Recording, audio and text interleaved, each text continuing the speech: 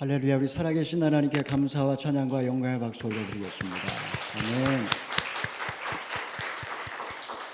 네, 광고 말씀드린 것처럼 우리 순별 큐티스쿨을 개강합니다. 4주간 순모임을 대신해서 진행이 되고 더 깊은 묵상을 배우고 나누는 그런 시간이 되기를 원합니다. 우리 순원들과 의논하셔서 선착순으로 신청을 해 주시기를 바라겠습니다. 잠깐 기도하고 말씀 나누겠습니다. 자비로우신 하나님 아버지, 세상의 종말과 역사의 완성을 기다리며 요한계시록 말씀 앞에 섰습니다. 이 시간에 우리의 눈을 뜨게 하여 주시고 하나님의 음성으로 우리에게 일깨워 주시옵소서. 이 시간에 말씀하옵소서. 듣겠나이다. 예수님의 이름으로 기도하옵나이다. 아멘.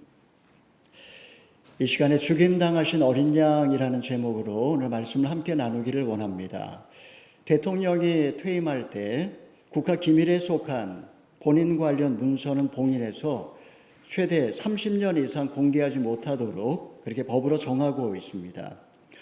또한 중요한 군사적인 행동이나 외교 관계는 극비 문서이기 때문에 대통령을 비롯한 최측근 외에 누구도 열람하지 못하도록 그렇게 금하고 있습니다. 오랜 세월이 흘러서 이 문서가 해제되어 세상에 공개되면서 우리로 깜짝 놀라게 할 때가 종종 있습니다. 이렇게 한 나라의 그 미래를 결정하는 문서도 이렇게 비밀스럽게 다루어진다면 하물며 인류의 종말과 역사의 완성에 관한 그 하나님의 거대한 플랜에 관한 내용이라면 얼마나 조심스럽게 다루어야 하겠습니까? 요한계시록을 포함한 신구약 성경은 누구라도 감히 접근하여 사사로이 풀지 못하도록 하나님께서 7인으로 봉하신 구속 역사의 신비로운 책입니다. 이 시간에 우리는 본문 말씀을 통해서 누가 과연 이 책의 비밀을 깨닫게 하실 수 있는지 그것에 관하여 함께 말씀을 나누도록 하겠습니다. 우리 1절의 말씀 함께 읽겠습니다. 시작. 또 나는 보좌에 앉으신 이의 오른손에 책에 들린 것을 보았습니다. 이것은 앞뒤로 기록되어 있고 7인으로 봉해진 것이었습니다. 당시의 모든 책과 서류는 두루마리였습니다. 요한이 보니 하나님 오른손의 두루마리에는 안팎으로 종말에 관한 계획이 기록되어 있었습니다. 안타깝게도 7인으로 봉해져 있었기 때문에 내용을 알 수가 없었습니다.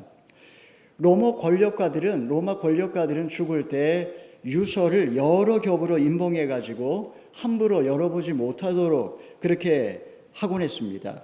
7이라는 것은 완전수이고 봉했다라고 했으니까 이것은 누구라도 이 비밀을 알지 못하게 그렇게 금하셨다라는 뜻입니다. 왜 하나님께서는 계시록을 이렇게 비밀의 책으로 인봉을 하신 것일까요? 당시의 핍박이 극에 달해 로마인이 만약에 이 사실을 당국자들이 알게 되면 위험해질 수 있었습니다. 그 당시의 성도들은 대부분이 가난한 사람들이었고 이방인이었고 여인이었고 아이들이었습니다. 배교자의 고발로 사자밥이 되는 성도들이 속출했습니다. 앞으로 이 핍박은 200년 동안이나 지속될 것입니다. 로마에 임할 이 엄청난 재앙과 하나님 나라 완성에 대한 소망은 감추어져야만 했던 것입니다. 그러면 성도라면 누구나 이 두루마리의 내용을 알 수가 있을까요? 우리 2절에 3절의 말씀을 함께 읽어보겠습니다. 시작. 그때 내가 강한 천사를 보았는데 그는 큰 소리로 외쳤습니다. 누가 이 책을 펴며 이 인을 떼기에 합당한가? 그러나 하늘에서나 땅 위에서나 땅 아래 어느 곳에서도 그 책을 펴서 볼 수 있는 사람이 없었습니다. 천국에서 가장 강한 천사가 말했습니다. 하늘 위에서도 땅 위에서도 땅 아래서도 이 두루마리를 펴거나 보거나 할 자가 없다고 말입니다. 누가 감히 종말의 기밀 문서를 열람할 수가 있습니까? 거룩한 천사라도 할 수가 없습니다. 능력과 지혜가 있다고 볼 수 있는 것 아닙니다. 5술의 분량의 책을 읽고 그리고 이 세상의 모든 지식을 섭렵을 하고 하버드를 나온다고 할지라도 깨달을 수 있는 게 아닙니다. 김영옥 교수는 하버드 대학에서 동양철학 박사학위를 받았습니다. 그가 방송에 출연해서 본인의 전공과 전혀 상관없는 성경의 강의를 하게 되면 사람들이 구름대같이 모여듭니다. 주일학교에서 배운 지식과 한신대학교에서 신학 1년 공부한 게 전부인데 그는 마치 자신이 성경을 다 꿰고 있는 것처럼 그렇게 가르칩니다. 방청객들은 그의 궤변에 고개를 끄덕이고 신앙인들조차도 그 방송을 보면서 시험에 빠집니다. 여러분, 성경은 믿지 않는 자에게는 재앙의 책이지만 믿는 우리에게는 구원의 책입니다. 세상은 곧 멸망할 것이고 하나님의 나라는 곧 도래할 것이다. 그걸 가르치는 책입니다. 그러니까 세상의 지혜와 경험으로 이 두루마리의 인을 절대로 되지 못합니다. 말씀이 이해되지 않으니 이 세상에서 일어나는 불행과 내 인생의 고난을 깨달을 수가 없습니다. 하늘이 닫혀 있는데 어떻게 내 안에 있는 죄가 보일 수가 있겠습니까? 그런 점에서 성경은 비밀의 책이라고 말할 수 있습니다. 자, 이때 사도 요한의 반응은 어떠했는지 4절의 말씀 읽어봅니다. 시작. 나는 그 책을 펴서 볼 자격이 있는 사람이 보이지 않아 큰 소리로 울었습니다. 사도 요한은 큰 소리로 울고 있습니다. 두루마리의 내용을 볼 수 없게 되었으니 얼마나 안타깝습니까? 지금 지상교회는 풍전등화의 위기에 처했습니다. 로마 황제는 신으로 추앙을 받고 교회는 불타버렸습니다. 요한은 궁금했습니다. 과연 인류의 미래는 어떻게 될 것인가? 힘없는 짐승처럼 죽어간 우리 불쌍한 성도들은 어떻게 될 것인가? 요한은 큰 소리를 내면서 엉엉 울었습니다. 여러분, 눈물만이 인봉을 떨어지게 만듭니다. 설교를 들어도 아무리 성경의 말씀을 읽어도 복음이 깨달아지지 않는 분들이 계십니다. 억울해서 울고 슬퍼서 울고 원통해서 울고 이렇게 울다 보면 어느새 인봉이 떨어지고 귀가 열리기 시작합니다. 어느 날 동정녀의 탄생이 믿어지고 십자가의 사랑이 이해가 되어집니다. 절망의 눈물이 감격의 눈물이 되고 탄식이 변하여 찬양이 됩니다. 여러분, 부모가 이렇게 눈물로 기도해야만 믿지 않는 자녀가 주님 앞에 돌아오게 되어 있는 법입니다. 자, 이때 울고 있는 사도 요한을 누가 위로해 주고 있습니까? 우리 5절의 말씀을 읽어보겠습니다. 시작. 그러자 장로들 가운데 하나가 내게 말했습니다. 울지 말라. 요 사자 다윗의 뿌리가 승리했으니 그 책과 그 7인을 열 것이다. 장로가 말하기를 7인을 뗄 그리고 비밀을 해독해 줄 분이 계시는데 바로 유다 지파의 사자요 다윗의 뿌리 곧 그리스도가 계시다. 이렇게 이야기를 하고 있습니다. 승리하신 예수님을 말하는 겁니다. 주님은 유다 지파의 사자라고 그렇게 장로는 소개를 합니다. 여러분, 유다가 어떤 사람이었습니까? 신약의 유다가 아니라 구약의 유다, 야곱의 넷째 아들 유다는 며느리와 동침하여 자식을 낳은 그야말로 막장 드라마의 주인공입니다. 바로 이 유다에게 아버지 야곱은 축복을 합니다. 뭐라고 축복했습니까? 유다가 그리스도의 조상이 될 거라고 어마어마한 축복을 그에게 주었습니다. 우리 창세기 49장 9절 10절의 말씀 읽어보겠습니다. 시작. 유다는 사자 새끼다. 내 아들아, 내가 사냥한 먹이 위로 일어섰구나. 그가 웅크리니 사자 같으며 그가 암사자처럼 엎드리니 누가 감히 그를 일으켜 세우랴. 규가 유다에게서 떠나지 않고 통치자의 지팡이가 그의 발 사이에서 떠나지 않으리니 실로께서 오셔서 백성들이 그에게 복종할 때까지다. 야곱의 12아들 중에 누가 장자의 명분을 받았습니까? 누가 봐도 우리가 생각할 때 요셉이 적임자인 것 같지만 하나님의 계획은 유다에게 있었습니다.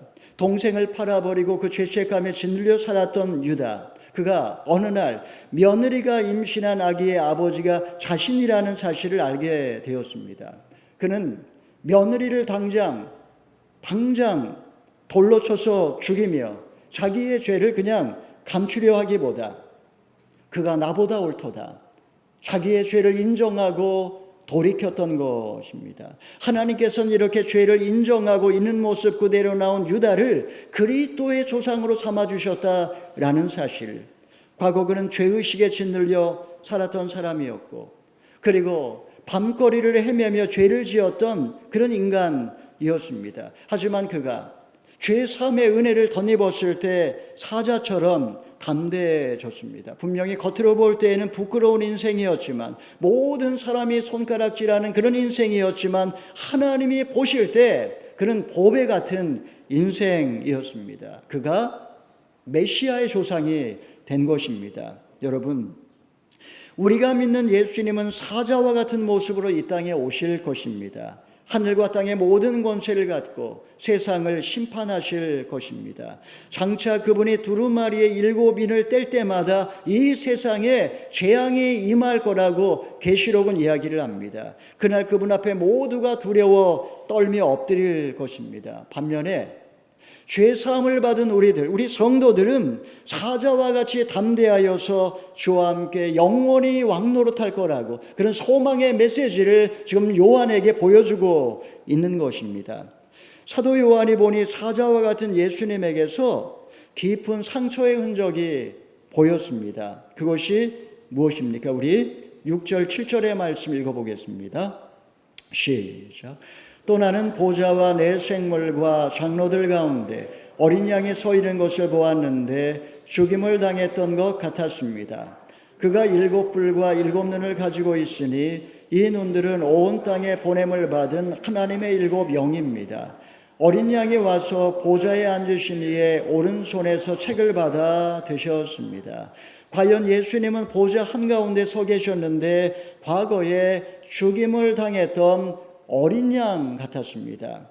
유다의 지파의 사자라고 하지 않았습니까? 사자와 같이 강하고 용맹스러운 모습으로 나타나야 하지 않습니까? 날카로운 이빨을 드러내고 큰 머리를 흔들리며 갈기를 세우고 포효하는 모습으로 나타나야 하지 않습니까? 그런데 지금 주님은 죽임당한 흔적이 있는 어린 양의 모습을 갖고 계셨습니다. 왜 죽임당한 어린 양의 두루마리의 인을 떼기에 합당할까요? 우리 9절 10절의 말씀 읽어봅니다. 시작. 그들은 새 노래를 부르며 말했습니다. 주는 그 책을 주의 인을 떼기에 합당하십니다. 이는 주께서 죽임을 당하심으로 주의 피로 모든 족속과 언어와 백성과 나라들로부터 사람들을 하나님께로 구속해 드리셨고 그들로 우리 하나님께 나라와 제사장들이 되게 하셨으므로 그들이 땅 위에서 왕노릇하게 될 것입니다. 지금 주님께서 구속이라고 하는 말씀을 합니다. 구속이란 대가를 지불하고 노예를 해방시킨다라는 뜻입니다.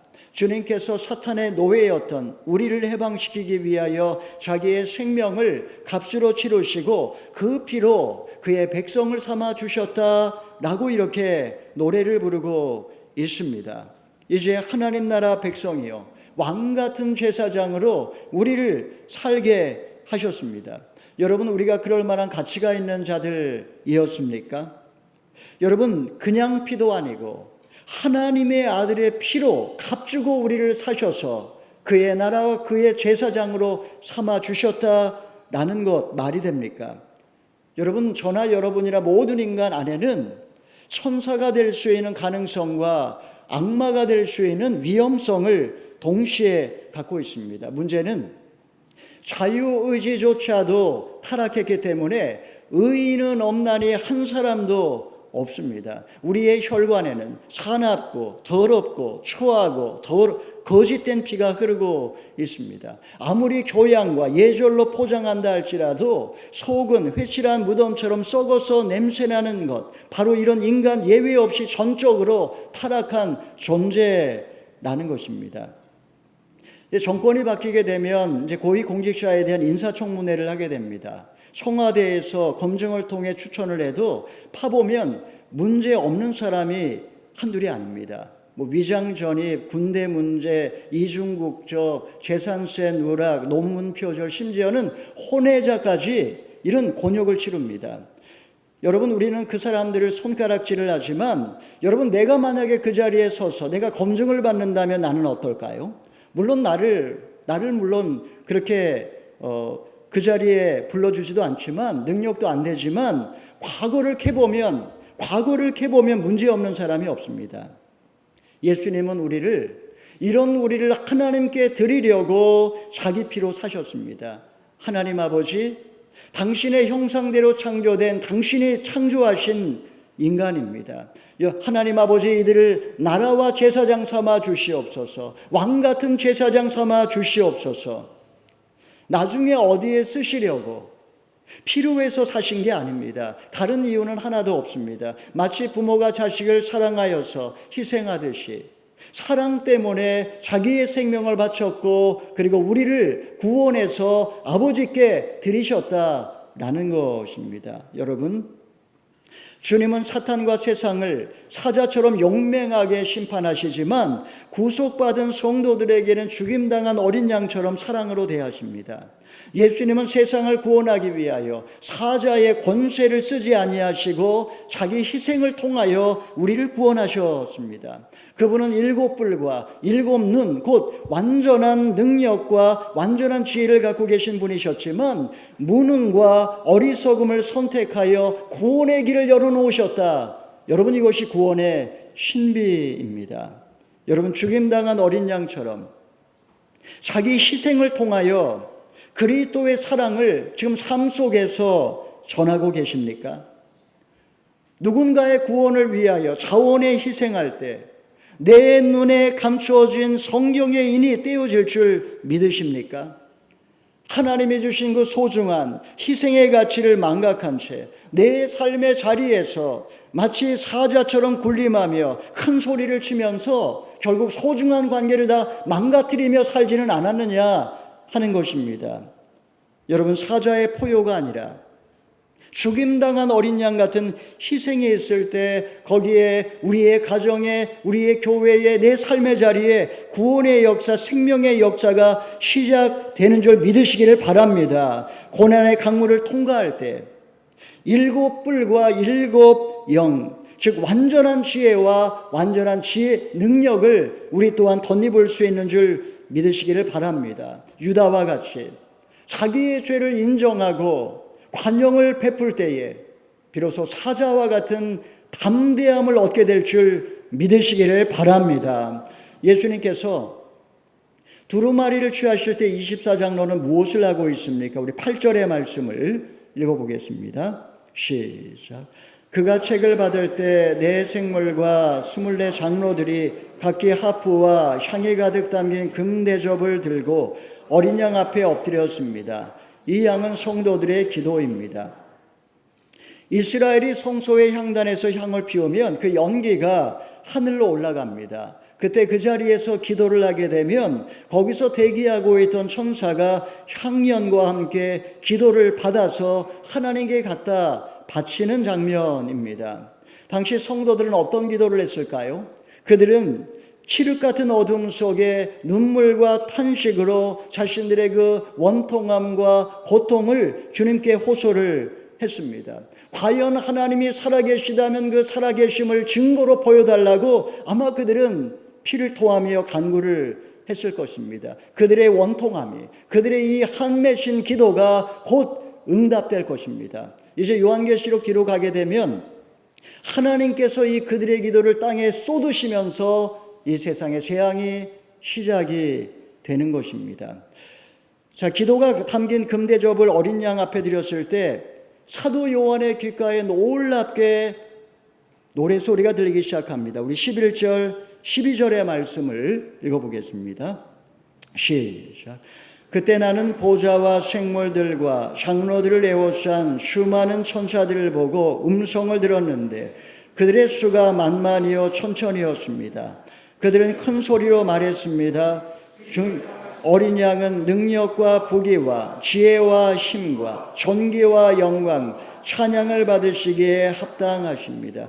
요한의 귓가에 신비롭게도 천사의 우렁찬 찬양의 소리가 들려옵니다. 그것은 세상에서 한 번도 들어본 적이 없는 너무나 신비롭고 감미로운 새 노래였습니다.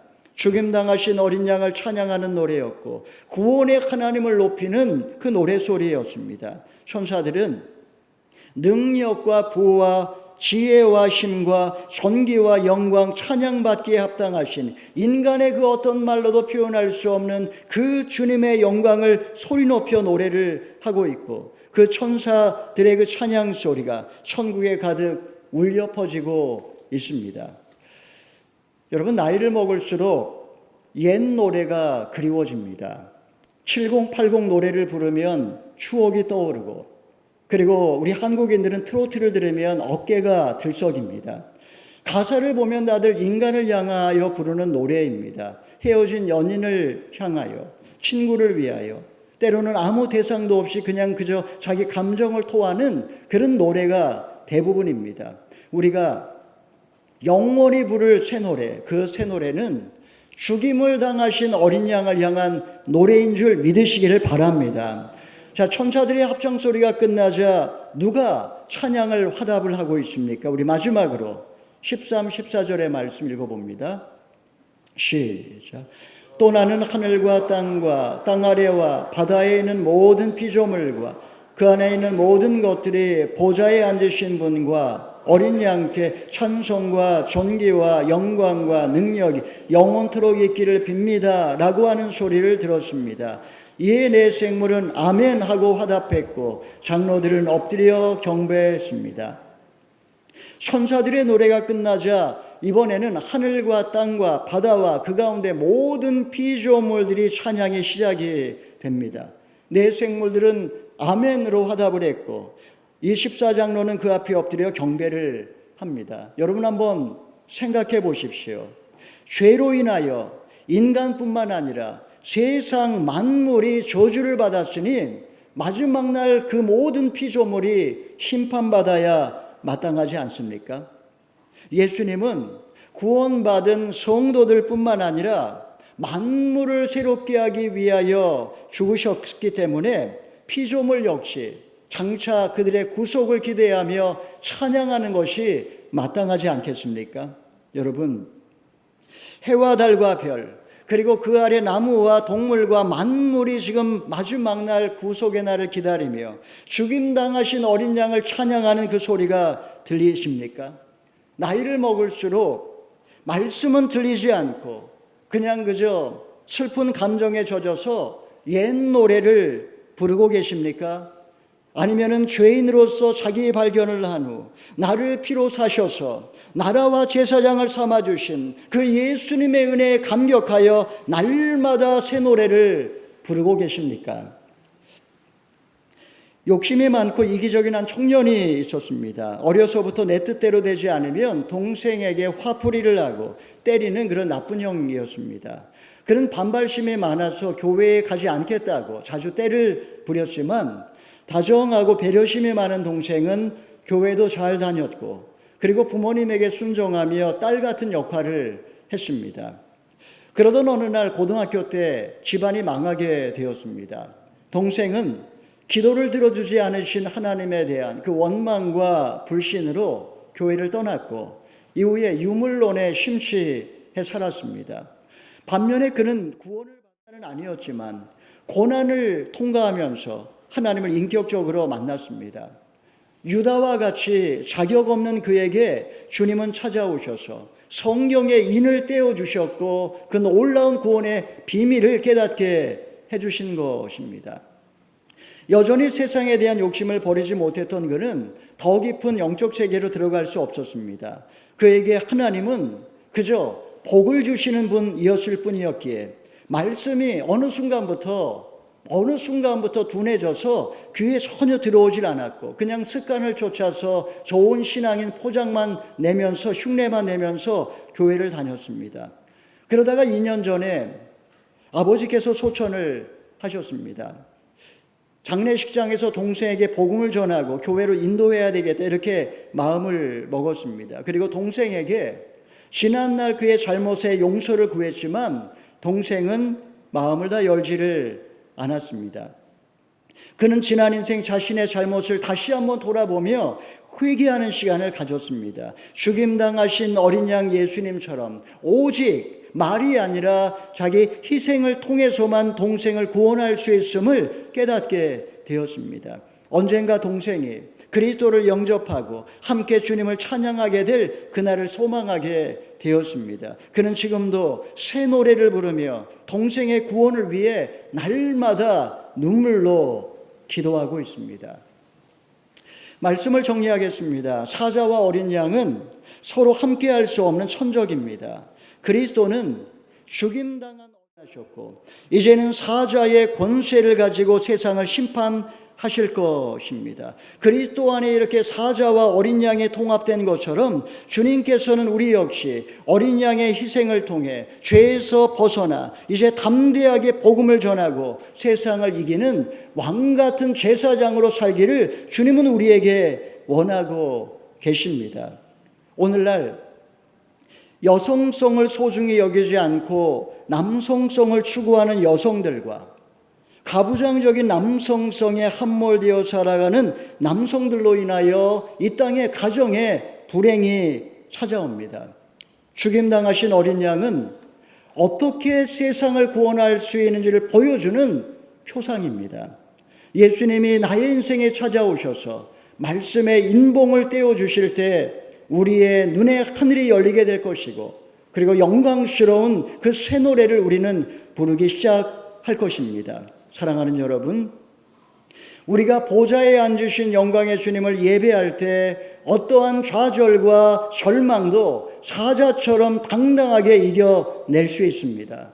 여러분, 우리가 새 노래를 부를 때 역사의 주인은 하나님이시며 결국 그분의 공의가 이 땅에 이루어지고야 말 것이기 때문에 그것을 알기 때문입니다. 모든 상황 속에서도 주님의 뜻을 이루며 하나님을 증거하며 세상에서 승리할 수 있는 용기를 덧입게 될 것입니다. 사랑하는 성도 여러분, 지금 시대가 어렵고 말세가 다가오고 있습니다.